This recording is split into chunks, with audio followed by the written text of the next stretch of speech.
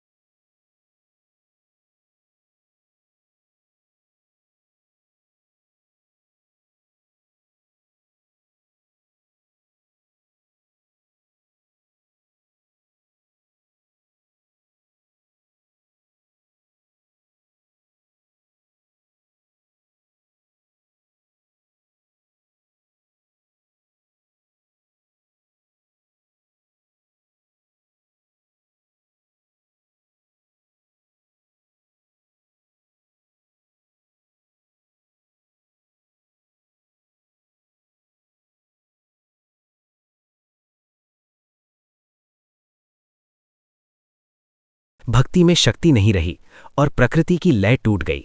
देवता घबराकर भगवान शिवजी के पास गए। शिवजी ने ध्यान लगाया और देखा कि नाद किसी ने चुराया नहीं है, बल्कि सृष्टि ने खुद उसे खो दिया है। काली माता का रहस्यमय रूप।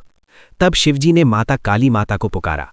काली माता इस बार नाद भेदिनी रूप में प्रकट हुई, एक ऐसा रूप जो हर ध्वनि के पीछे छिपे सत्य को सुन सकता था। नाद की खोज। काली माता ने पूरे ब्रह्मांड में खोज की, लेकिन नाद कहीं नहीं मिला। तब उन्होंने महसूस किया, नाद बाहर नहीं, हर प्राणी के अंदर छिपा है, लेकिन लोग उसे सुनना भूल गए हैं। शिवजी का सबसे गहरा रहस्य।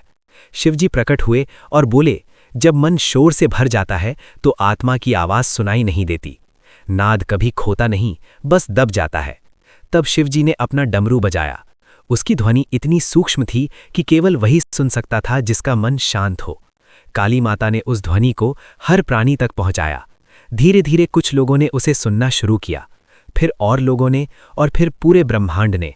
जैसे ही सबने अपने अंदर के नाद को सुना, सृष्टि फिर से संतुलित हो गई। भक्ति में शक्ति लौट आई, मंत्र फिर से प्रभावी हो गए, और हर चीज अपनी लय में आ गई। इस कथा का सबसे गहरा रहस्य। काली माता अंदर की आवाज जगाने वाली शक्ति, शिवजी नाद के स्वामी। ओम गुप्त संदेश। जब जीवन में शांति नहीं मिल रही हो तो बाहर नहीं, अपने अंदर सुनो, क्योंकि असली उत्तर हमेशा तुम्हारे अंदर के नाद में छिपा होता है।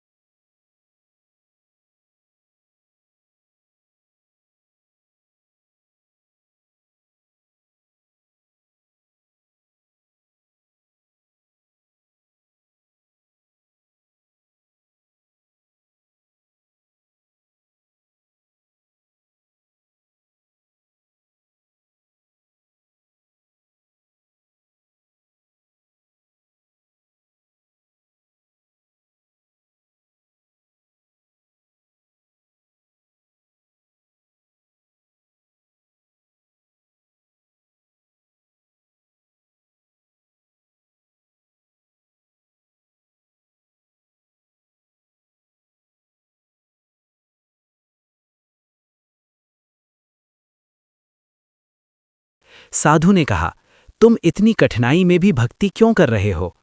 दीनू ने उत्तर दिया, क्योंकि जब सब साथ छोड़ देते हैं तब शिव ही साथ रहते हैं, प्रणाम। अचानक साधु के रूप में तेज प्रकाश फैल गया और वहां स्वयं महादेव प्रकट हुए। ट्रिडे। दीनू की आंखों से आंसू बहने लगे, रोना धोना। शिव बोले, मैंने पूरे गांव को देखा, पर सच्चा भक्त केवल तुम निकले। ट्रिडे। शिव ने अपने त्रिशूल को धरती में लगाया, बिजली, और अचानक आकाश में बादल छा गए। बादल। बारिश होने लगी, बारिश। सूखा खत्म हो गया, गांव फिर से हरा भरा हो गया, बाग। शिव ने दीनू से कहा, मांगो, क्या चाहते हो? दीनू ने हाथ जोड़कर कहा, मुझे कुछ नहीं चाहिए प्रभु, बस हर जन्म में आपकी भक्ति मिलती रहे, प्रणाम। शिव मुस्कुराए और कहा, तुम ही सच्चे भक्त हो। बहुत समय पहले हिमालय की एक गुफा में एक साधु तपस्या कर रहा था। वो हर दिन भगवान शिव का ध्यान करता और बस एक ही प्रार्थना करता, प्रभु, मुझे आपकी सच्ची शक्ति का अनुभव कराइए। वर्षों बीत गए, पर कुछ भी नहीं हुआ। एक दिन एक बूढ़ा व्यक्ति उस गुफा के पास आया। उसने साधु से पानी मांगा। साधु तप में लीन था, उसने ध्यान नहीं दिया। बूढ़ा फिर बोला, क्या यही तुम्हारी भक्ति है?